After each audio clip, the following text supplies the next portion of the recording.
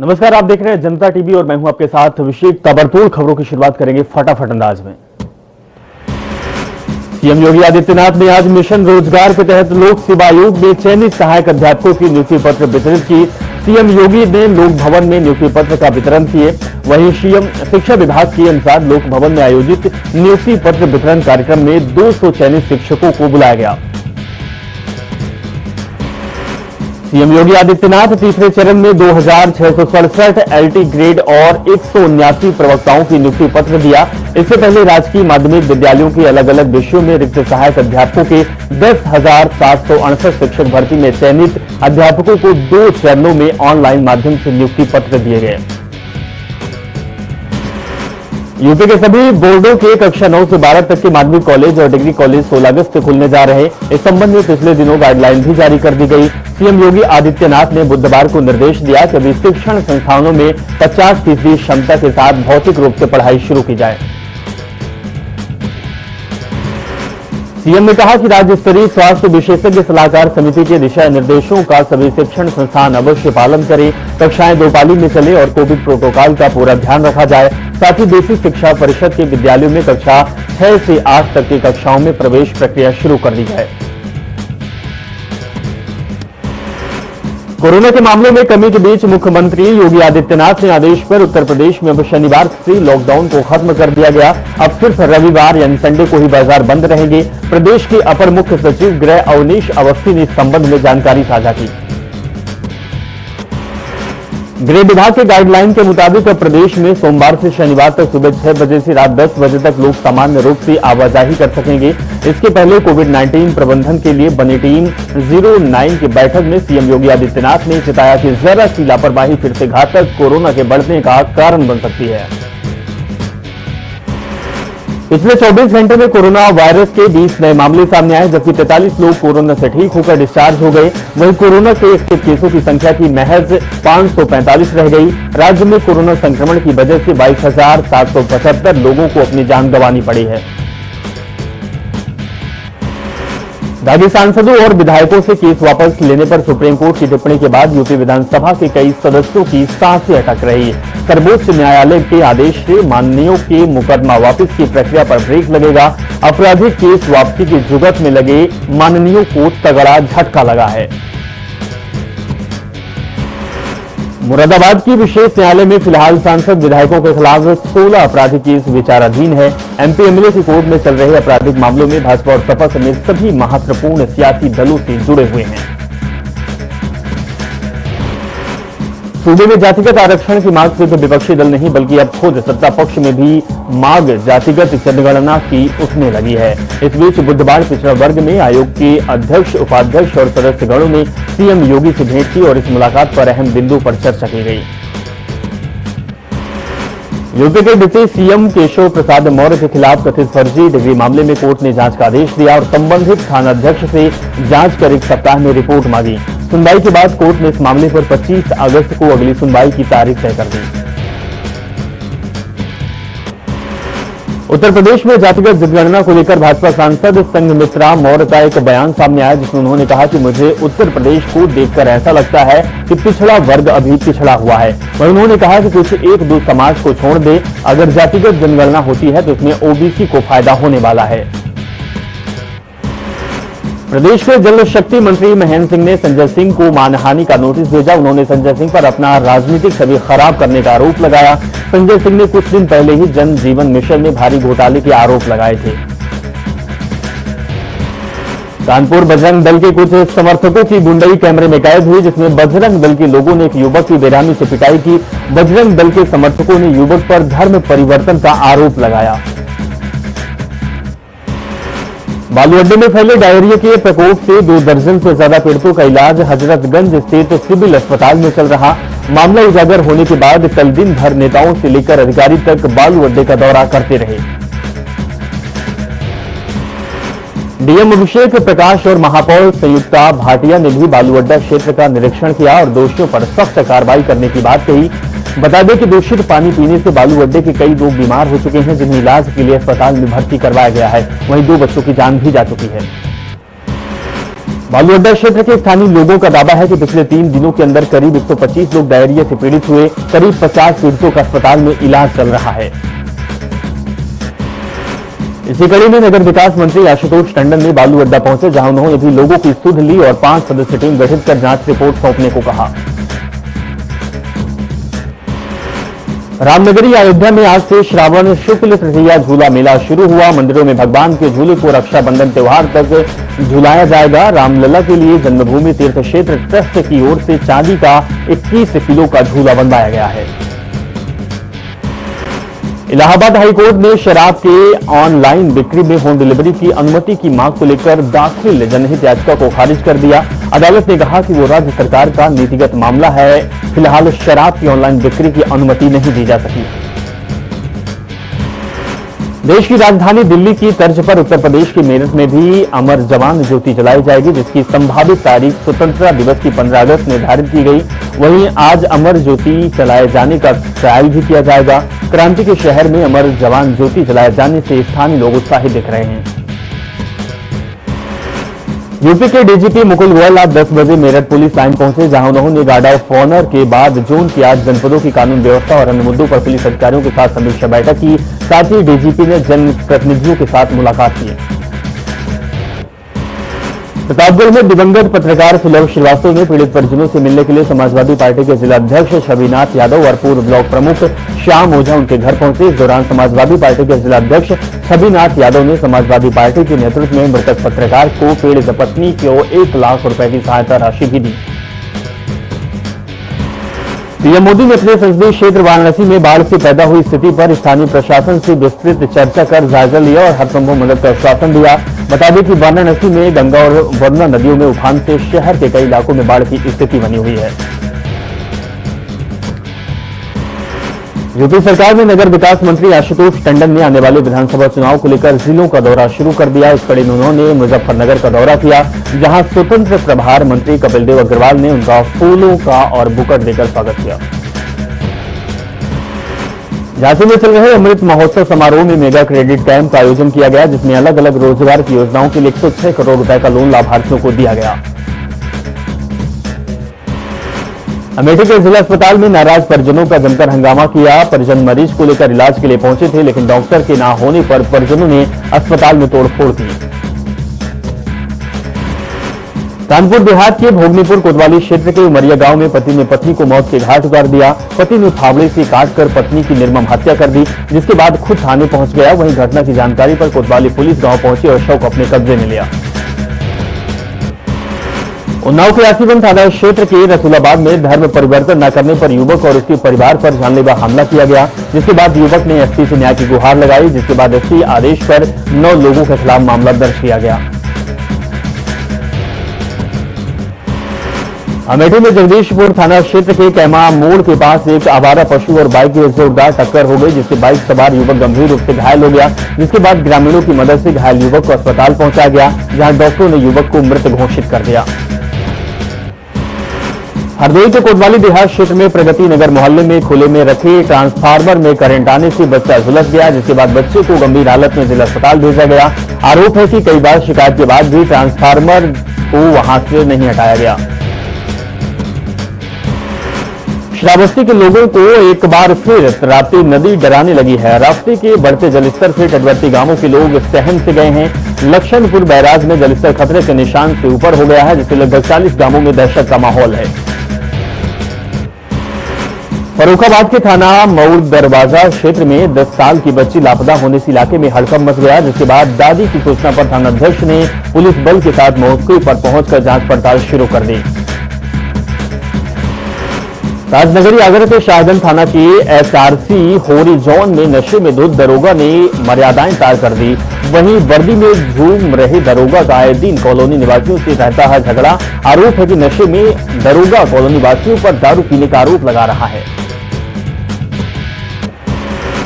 श्रावस्ती में बिजली की समस्या को लेकर ग्रामीणों ने जोरदार प्रदर्शन किया, जिससे कि प्रदर्शन के दौरान लगभग 1 घंटे तक आवागमन बाधित रहा। बताया जा रहा है कि ग्रामीण 2 दिन से भामेपारा गांव में बिजली गुल होने से नाराज चल रहे हैं।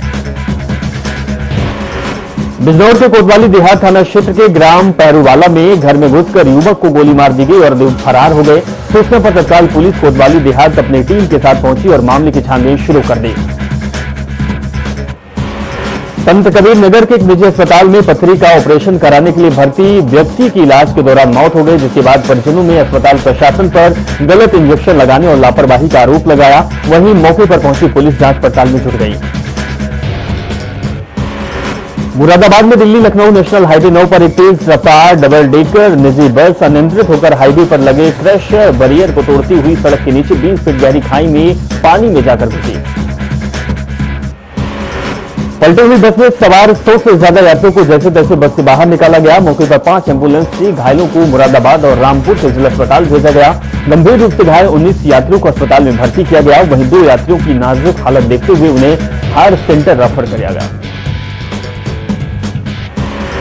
फर्रुखाबाद में झोला छाप डॉक्टर के इंजेक्शन लगाने के कुछ देर बाद ही बुखार से पीड़ित बच्चे की मौत हो गई, जिसके बाद पिता के हंगामा करने पर मौके पर पहुंची पुलिस ने झोला छाप डॉक्टर के खिलाफ मुकदमा दर्ज कर उसे हिरासत में लिया और बच्चे के शव को पोस्टमार्टम के लिए भेजा। हरदोई में बीजेपी विधायक श्याम प्रकाश ने हरदोई पुलिस पर रिश्वत लेकर अपहरण का झूठा मामला दर्ज करने का गंभीर आरोप लगाया। जिस व्यक्ति का अपहरण हुआ उसके आरोपी पर अपहरण करने की बात को इंकार किया। यही नहीं, व्यक्ति का अपहरण हुआ जिसने खुद अदालत में पहुंचकर आरोपी द्वारा अपने अपहरण की बात से इंकार किया। गोंडा रेलवे स्टेशन के कर्मचारी आवास पर छत गिरने से हादसा हुआ, जिससे कि senior section engineer Ravi Kumar Singh बाल बाल बच गए। वहीं घायल इंजीनियर का इलाज रेलवे हॉस्पिटल में चल रहा है। सहारनपुर के नगर कोतवाली क्षेत्र के नुमाइश कैंप भारत माता चौक के पास एक ट्रक ने युवक को कुचल दिया, जिससे कि युवक की दर्दनाक मौत हो गई। बताया जा रहा कि मृतक युवक शराब पी रखी थी। गाजियाबाद के ओयो होटल का संचालन लगातार बढ़ता जा रहा है और ओयो से जुड़ी शिकायतें लोनी प्रशासन को मिल रही, जिसके बाद लोनी एसडीएम शुभांगी शुक्ला के नेतृत्व में कार्रवाई की गई। एसडीएम ने भारी पुलिस बल के साथ ओयो होटल में छापेमारी की और होटल मालिकों के विरुद्ध मुकदमा दर्ज किया। बांदा के शहर कोतवाली क्षेत्र में तेज रफ्तार कार ने बाइक को टक्कर मार दी, जिससे कि बाइक और कार में सवार लोग घायल हो गए और बाइक सवार 2 लोगों की मौके पर मौत हो गई। रास्ते से आने जाने वाले ग्रामीणों ने पुलिस को सूचना दी। बरेली के कैंट थाना क्षेत्र के मोहनपुर में परचून की दुकान पर सामान लेने गए युवक से शराबियों ने जमकर मारपीट की। घटना 7 अगस्त की बताई जा रही है, जिसका सीसीटीवी वीडियो भी सामने आया। झांसी के कटेरा थाना अंतर्गत ग्राम चिरकना में थी रात में चोरों ने 5 घरों को निशाना बनाया। रात अंधेरे में चोरों ने करीब 5 घरों के ताले तोड़कर लाखों की चोरी कर फरार हो गए। बांदा के शहर कोतवाली के सर्वोदय नगर मोहल्ले में भगवान बजरंगबली की मूर्ति से अराजक तत्वों ने आंखें निकालकर खंडित करने का प्रयास किया, जिससे कि भक्त और नगरवासियों को काफी आहत हुए। लखनऊ में दबंगों ने आशियाना स्थित घर में घुसकर दर्जनों दबंगों ने मारपीट के साथ तोड़फोड़ की। मारपीट की सूचना देने पर पीड़ित पर पुलिस ने दबाव बनाया। आरोप है कि दबंगों ने पीड़ित के घर में घुसकर बीवी और बच्चे से मारपीट की। सूचना में 2 दिन बाद आरोपियों पर कोई कार्रवाई नहीं हुई। अमेठी के जायज कोतवाली क्षेत्र में मसूद घाड़ा मोहल्ले में रात भर तेज बारिश के चलते कच्ची दीवार गिर गई, जिससे कि दीवार के नीचे 4 बच्चे दब गए, जिसमें एक 3 साल की बच्ची की दबने से मौत हो गई। वहीं घायल बच्चों को इलाज के लिए अस्पताल भेजा गया। हमीरपुर के राठ कोतवाली इलाके में घरेलू गैस सिलेंडर से आग लग गई। ये बताया जा रहा कि मिठाई की दुकान में काम करते समय लीकेज होने के चलते आग लगी। बांदा के शहर कोतवाली में जल आपूर्ति न होने के कारण नाराज महिलाओं ने घर के बाहर बर्तन फेंके। आरोप है कि नल कनेक्शन लगे होने के बावजूद 3 सालों से नलों में पानी नहीं आता और कई बार अधिकारियों को अवगत कराने के बाद भी कोई कार्रवाई नहीं हुई। टोक्यो ओलंपिक में कांस्य पदक जीतने वाले भारतीय हॉकी टीम के सदस्य ललित उपाध्याय आज अपने गृह जनपद वाराणसी पहुंचे।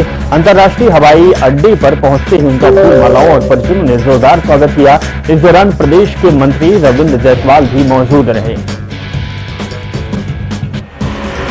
बांदा के शहर कोतवाली इलाके में शॉर्ट सर्किट से घर में आग लग गई, जिससे कि घर में रखा लाखों का सामान जलकर खाक हो गया। जिसके बाद मौके पर पहुंची राजस्व की टीम ने मौके का निरीक्षण किया। हरदोई के बेहटा गोकुल थाना क्षेत्र के दौलतपुर गांव में एक पिता ने अपने 1 साल के बच्चे की हत्या कर दी, जिसके बाद उसके शव को फेंक दिया। पुलिस ने आरोपी युवक को गिरफ्तार कर लिया और बच्चे के शव की तलाश शुरू कर दी।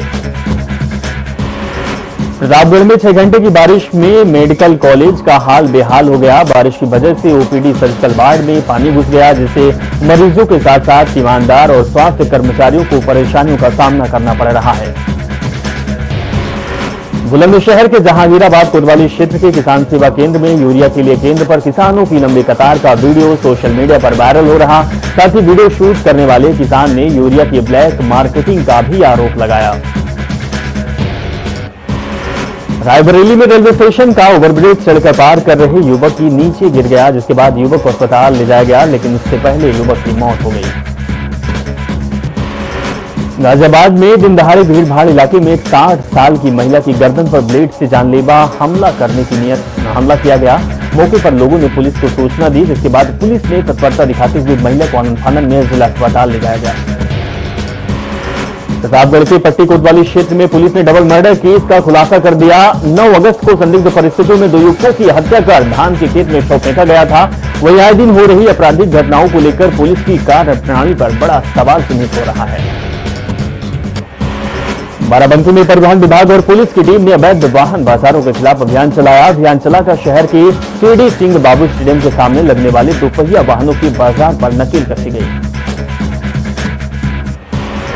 अमेठी के गौरीगंज कोतवाली क्षेत्र के गुड्डर गांव की रहने वाली एक बुजुर्ग महिला के खाते से 1.5 लाख रुपए निकालने का मामला सामने आया, जिसके बाद कई कार्यकर्ताओं ने भारतीय स्टेट बैंक पर जमकर धरना काटा।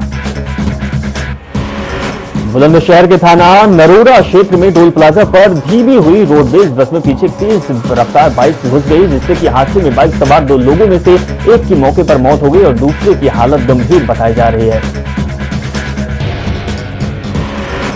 हरदोई में बैनामा संबंधित पत्रवली गायब करने के आरोप में प्रशासन ने लेखपाल को निलंबित कर एफआईआर दर्ज करने के निर्देश दिए। एक महिला ने जमीन खरीदी थी, जिसका दाखिल खारिज नहीं था, लेकिन महिला लेखपाल के पास चक्कर लगाती रही और लेखपाल ने उसको बेवकूफ बनाया और पत्रावली ही गायब कर दी। बाराबंकी में रामनगर थाना क्षेत्र के ब्लॉक परिसर के सामने राजमार्ग और रेलवे स्टेशन के बीच कचरे में पड़ी पॉलीथीन में ब्लास्ट होने से 2 बच्चे गंभीर रूप से घायल हो गए। वहीं पॉलीथीन में पटाखा होने की आशंका जताई जा रही है। फिलहाल पुलिस जांच कर रही है। बरेली के हाफिजगंज थाना क्षेत्र में 1 करोड़ की चरस के साथ 2 तस्करों को गिरफ्तार किया गया। तस्कर नेपाल के सोनाली बॉर्डर से चरस शामली लेकर आ रहे थे, जिसकी सप्लाई उत्तराखंड, दिल्ली और पश्चिमी यूपी में होनी थी। हमीरपुर के सदर कोतवाली इलाके में बाढ़ पीड़ित महिलाओं और बच्चों ने पुलिस अधीक्षक रोड पर जाम लगाया। राहत सामग्री न मिलने पर बाढ़ पीड़ित आक्रोश में थे, जिसके बाद एसडीएम ने बाढ़ पीड़ितों को समझाया और सभी नाम नोट कर राहत सामग्री देने का आश्वासन दिया। आगरा के मलपुरा थाना के नगला गांव में तकिए से गला घोटकर महिला की हत्या कर दी गई, जिसके बाद ससुराल वाले फरार हो गए। महिला के मायके वालों ने ससुराल वालों पर महिला की हत्या का आरोप लगाया। घटना की सूचना के बाद प्रशासनिक अधिकारी मौके पर पहुंचे और जांच कर रहे हैं। रायबरेली के ऊंचाहार कोतवाली क्षेत्र के मनीरामपुर गांव के पास पान की दुकान पर टीवी देख रहे अधेड़ व्यक्ति की गोली मारकर हत्या करने के बाद गायब हो गए। इस घटना से बाइक सवार अज्ञात युवक को अंजाम दिया। हत्या की वजह पुरानी रंजिश बताई जा रही है। यूपी के बस्ती अयोध्या हाईवे पर भीषण सड़क हादसा हो गया, जिसमें 5 लोगों की मौके पर मौत हो गई, जबकि एक व्यक्ति की हालत गंभीर है। बताया जा रहा कि लखनऊ की तरफ से आ रही कार पुरैना चौराहे के पास पीछे से तेज रफ्तार आ रहे कंटेनर ने कार को जोरदार टक्कर मार दी। टक्कर के बाद कार में सवार 7 लोगों में से 5 की मौके पर मौत हो गई, जबकि 2 को आनंद फानन में अस्पताल पहुंचाया गया, जहां उनका इलाज चल रहा है। राहत की बात यह है कि कार में सवार एक बच्ची पूरी तरह से सुरक्षित है। पुलिस ने 5 शवों को पोस्टमार्टम के लिए भेज दिया। बरेली एयरपोर्ट से सफर करने वाले यात्रियों के लिए खुशखबरी है। आज से मुंबई के लिए इंडिगो के पहले फ्लाइट उड़ान शुरू हो जाएगी। इसके ठीक 2 दिनों बाद यानी कि 14 अगस्त को बेंगलुरु के लिए भी इंडिगो फ्लाइट शुरू कर रहा है, लेकिन अभी तक यात्रियों को केवल ऑनलाइन बुकिंग की सुविधा मिल पा रही है। अब इंडिगो ने ऑफलाइन बुकिंग की सुविधा भी शुरू कर दी है। यात्री अब ऑफलाइन टिकट बुक करा सकते हैं। मुंबई की फ्लाइट से यात्रा करने के लिए यात्री को अपनी आरटीपीसीआर की नेगेटिव रिपोर्ट भी दिखानी होगी। ओएसिस वेलनेस सेंटर घोटाले में आरोपी फिल्म अभिनेत्री शिल्पा शेट्टी और उनकी मां सुनिंदा शेट्टी पर चिन्हट पुलिस ने शिकंजा कसा है।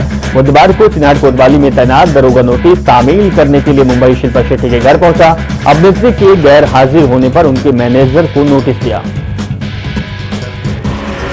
एडीसीपी पूर्वा कासिम आबदी के मुताबिक 19 जून 2020 को ज्योत्सना ने ओएसिस कंपनी के निदेशक शिल्पा शेट्टी, कुंद्रा और मां सुनंदा शेट्टी के खिलाफ 1 करोड़ 69 लाख हड़पने का मुकदमा दर्ज कराया था। कंपनी से जुड़े विनय भसीन, आशा पूनम झा और कई लोग शामिल हैं। अमरोहा के आदमपुर थाना क्षेत्र के सुल्तानपुर गांव में सड़क किनारे युवक का शव मिला, जिससे कि परिवार में हड़कंप मच गया। जिसके बाद सूचना मिलने पर पुलिस ने शव को पोस्टमार्टम के लिए भेजा। बिजनौर के नगीना थाना क्षेत्र के धामपुर क्षेत्र में टोल टैक्स पर टोल टैक्स कर्मचारी ने मामूली बात को लेकर लाठी डंडू से कार चालक को जमकर पीटा, जिसकी पूरी वीडियो सीसीटीवी कैमरे में कैद हो गई। पीड़ित ने पुलिस से शिकायत कर न्याय की गुहार लगाई है। कानपुर के यूपी एमआरएस के एमडी कुमार की शो कानपुर पहुंचकर मेट्रो की प्रायोरिटी कॉरिडोर का निरीक्षण किया। मेट्रो के पहले चरण का कार्य लगभग पूरा हो चुका है। उत्तराखंड के मुख्यमंत्री पुष्कर सिंह धामी आज हरिद्वार दौरे पर हैं। सीएम ने राजकीय कन्या महाविद्यालय दल्लावाला खानपुर का शिलान्यास किया, जिसके बाद खानपुर विधानसभा क्षेत्र की विभिन्न विकास योजनाओं का लोकार्पण करेंगे और शिलान्यास भी करेंगे। सीएम पुष्कर धामी करीब 2 बजे टोक्यो ओलंपिक में इतिहास रचने के बाद वापस घर लौटी भारतीय हॉकी की टीम के खिलाड़ी वंदा कटारिया के आवास पर भेंट कार्यक्रम में हिस्सा लेंगे। इस दौरान सीएम वंदा कटारिया से मुलाकात करेंगे। केंद्रीय सड़क परिवहन एवं राजमार्ग मंत्रालय उत्तराखंड के नए राष्ट्रीय राजमार्गों के लिए 1000 करोड़ की धनराशि देगा।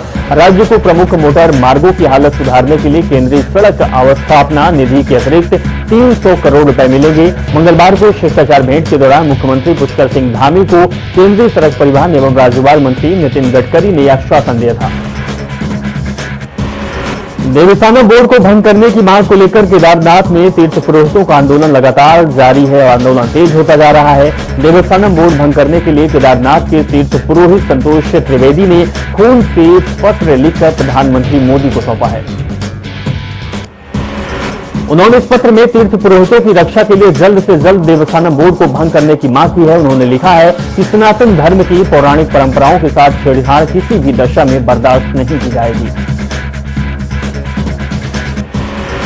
पुरोहितों का कहना है कि जब तक प्रदेश सरकार देवस्थानम बोर्ड भंग नहीं करती वे आंदोलन करते रहेंगे। 1 सितंबर को जिला मुख्यालय रुद्रप्रयाग में होने वाले प्रदर्शन में केदारनाथ घाटी के प्रत्येक गांव के ग्रामीण शामिल होंगे।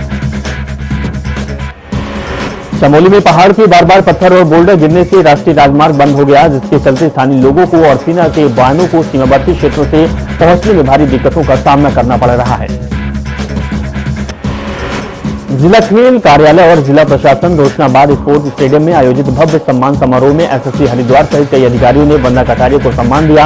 इस दौरान वंदा कटारिया ने सपोर्ट करने वाले उत्तराखंड के लोगों और सरकार को धन्यवाद दिया। भारतीय किसान यूनियन के प्रवक्ता राकेश टिकैत ने उत्तराखंड में मजबूत भू कानून का समर्थन किया। राकेश टिकैत ने आरोप लगाया कि बीजेपी सरकार बाहरी लोगों को जमीन बेचकर प्रदेश को बेचने का काम कर रही है। तो चलिए ताबड़तोड़ खबरों में बस इतना ही और खबरों के लिए आप जुड़े रहें और देखते रहें जनता टीवी, क्योंकि खबरों का सिलसिला लगातार जारी है। नमस्कार।